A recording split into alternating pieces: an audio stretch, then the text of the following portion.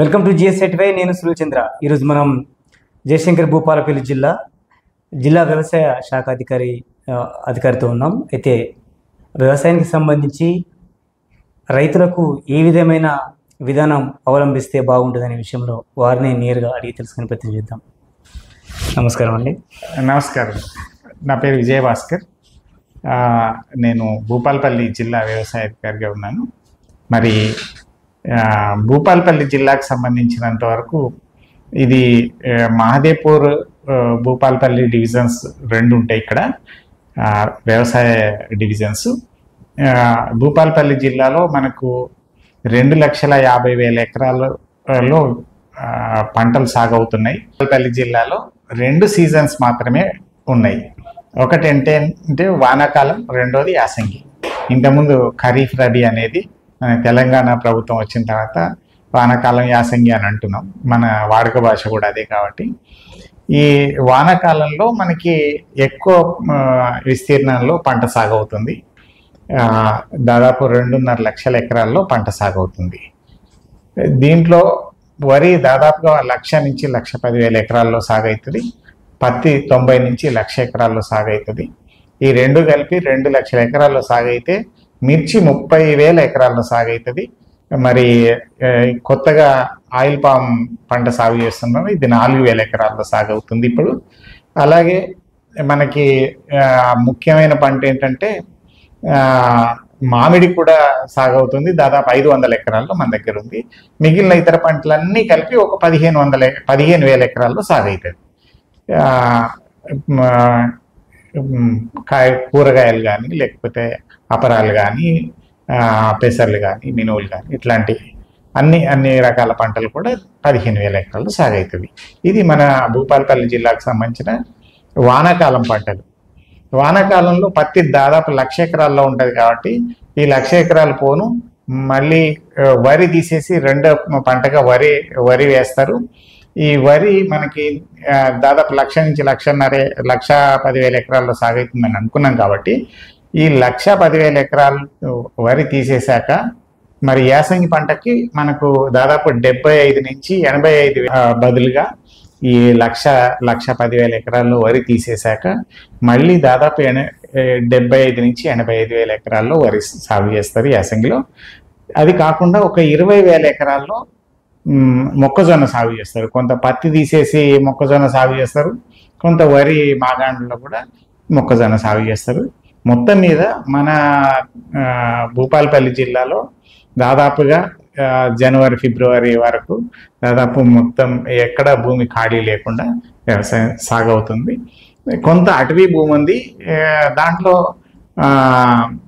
కొంత రికార్డుకి ఎక్కింది అలా ఉంది. కాబట్టి అది దాదాపు ఒక 15,000 ఎకరాల దాకా ఉంటుంది. ఈ 15,000 ఎకరాల్లో కొంత రికార్డుకు ఈ మధ్యనే వచ్చింది.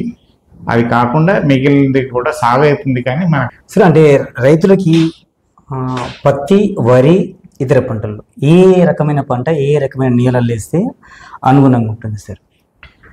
ఓకే, మన జిల్లా విషయానికి వస్తే అనువైన భూమి పత్తికి సంబంధించినంత వరకు 1,00,000 ఎకరాలు పడుతుందని అనుకున్నాం. కాబట్టి పత్తికి అనువైన భూమి ఏంటంటే నల్ల నేలలు, నీటి వసతి ఉన్న కండగలిగిన ఎర్ర నేలలు పత్తికి అనుకూలంగా ఉంటాయి.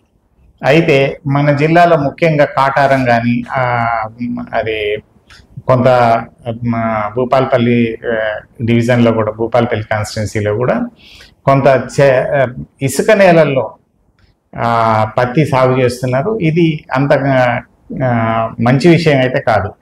కారణం ఏంటంటే పత్తి ఎదుగుదలకి కండగలిగిన భూములు, ఎక్కువ పోషక పదార్థాలు ఇచ్చేటటువంటి భూములు అవసరం ఉంటుంది. అది ఇసుక నేలల్లో పెద్దగా అనుకూలమైనవి కావు. ఇంతకుముందు కూడా భూపాలపల్లి కాన్స్టిట్యున్సీలో కానీ, మహదేవ్పూర్ కాన్స్టిట్యున్సీలో కానీ, మహదేవ్పూర్ అంటే మంత్రి కాన్స్టిట్యున్సీలో కానీ ఈ ఇసుక నేలల్లో పల్లి వేసేది. కానీ పల్లికి ఉండే ఇబ్బందులు ఏంటంటే కోతుల బెడద, ఈ అడవి పందుల బెడద, వీటి వల్ల అది క్రమక్రమంగా దాని విస్తీర్ణం పూర్తిగా తగ్గిపోయి ఇప్పుడు కేవలం ఒక 100 నుంచి 250 ఎకరాల మధ్యలోనే అది సాగు అవుతుంది పల్లి. మిగిలిందంతా మొత్తం కాటన్కు డైవర్ట్ అయింది. కాటన్కి ఏంటంటే నీళ్లు అవసరం, ఎరువులు అవసరం. ఈ రెండు పుష్కలంగా ఇస్తే తప్పించి ఇసుక నేలల్లో పత్తి అంతగా రాదు. ఈ ఇసుక నేలల్లో కూడా పత్తి పెడుతున్నటువంటి రైతులకు ఒక సూచన ఏంటంటే హై డెన్సిటీ పత్తి వేసుకోవడం అనేది అనుకూలమైన విషయం. కారణం ఏంటంటే 1 ఎకరాలో మీరు మామూలుగా 5,000 నుంచి 6,000 మొక్కలు వేస్తుంటారు పత్తి. ఇది 20,000 మొక్కలు వేయగలిగితే, అంటే సాలుకు మధ్య 93 ఫీట్లు ఉండేటట్టు, మొక్కకు మధ్య 1/2 ఫీట్ ఉండేటట్టుగా వేసేటట్టుంటే 93 సెంటీమీటర్స్. 1/2 ఫీట్ అంటే 15 సెంటీమీటర్. మొదటి విధానం 93 సెంటీమీటర్స్. మొక్కకు సాలుకు మధ్య 90 సెంటీమీటర్లు అంటే 3 అడుగులు ఉండాలి. మొక్కకు మధ్య మాత్రం 1/2 ఫీట్ అంటే 15 సెంటీమీటర్లు ఉంటే ఈ విధానంలో మనకి 20,000 మొక్కలు పడతాయి ఎకరానికి. ఇక్కడ 5,000 నుంచి 20,000 మొక్కలు పెంచాం కాబట్టి ఒక్కొక్క చెట్టుకి దూరం పెట్టినప్పుడు ఒక 15-20 కాయలు కాస్తే, ఇది 10 కాయలు కాసినప్పటికీ అనుకున్న దిగుబడి అంటే 12 నుంచి 15 క్వింటాలు వచ్చే అవకాశం ఉంది. పెద్ద నీటి వసతి లేనప్పటికీ ఇసుక నేలల్లో ఈ హై డెన్సిటీ పత్తి వేయడం అనేది మంచి విషయం.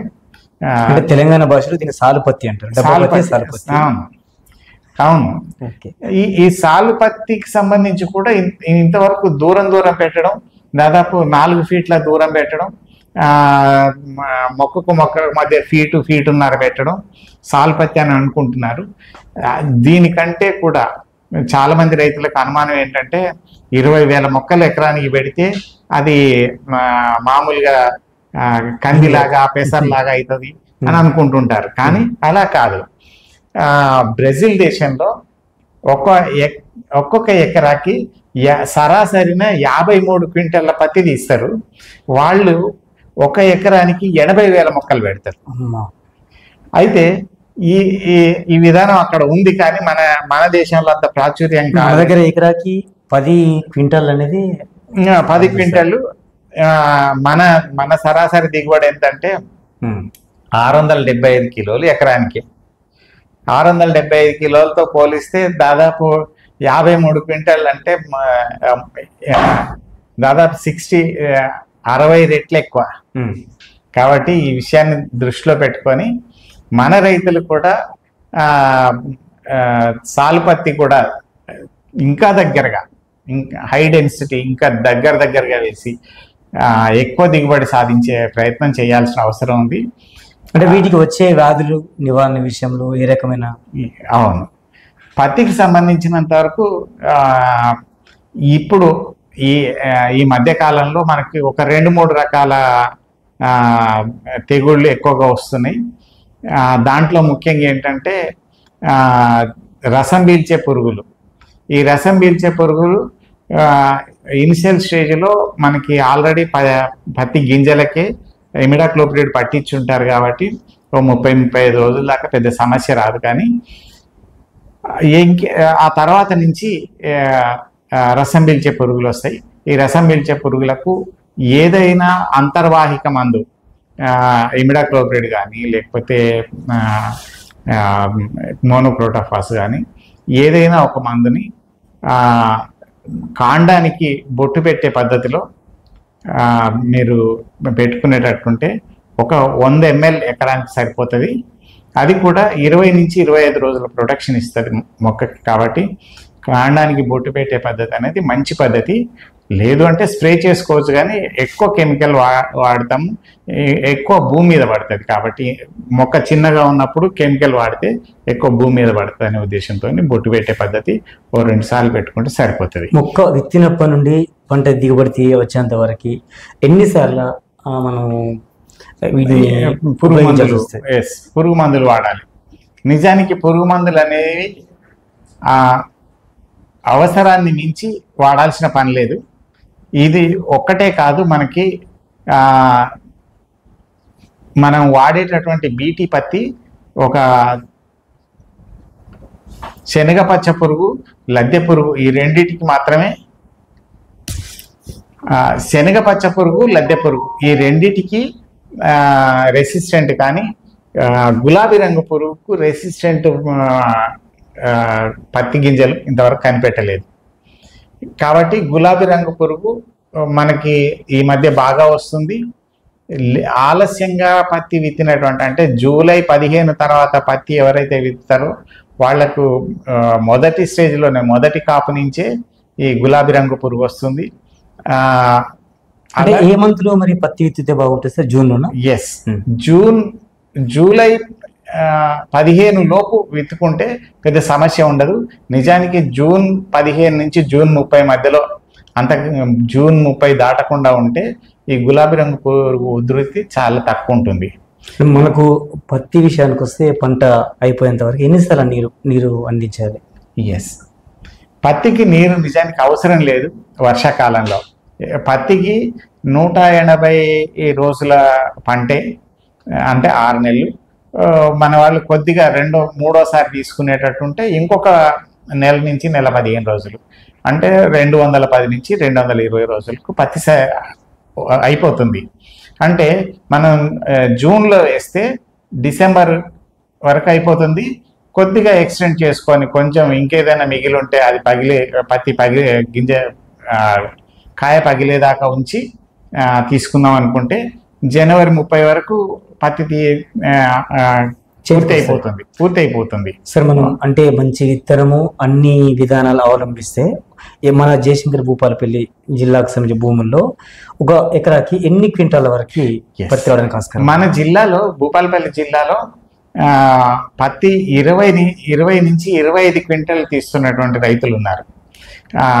ఎక్కడ అంటే నేల నల్లరేగడి నేల అయ్యండి, దానికి మంచి పోషకాలు ఇచ్చి, అలాగే పత్తి తీసేసిన తర్వాత పెసర కానీ మినుము కానీ ఇట్లాంటి పంటలు వేసి భూమిని మంచి సారవంతం చేసి మళ్ళీ గింజలు వేసేటప్పుడు గింజలు వేసే ముందే డిఏపి లాంటి ఎరువులు వేసి విత్తుకుని, అట్లనే కలుపు కూడా సమయానుకూలంగా కలుపు తీసి ఒక 4-5 తళ్ళు నీళ్ళు ఇచ్చిన రైతులు 20 నుంచి 25 క్వింటాల పత్తి కూడా తీస్తున్నారు. మన దగ్గర టేకుమట్ల మండలంలో చాలా మంది రైతులు ఈ 20 క్వింటాల పైనే పత్తి తీస్తున్నారు.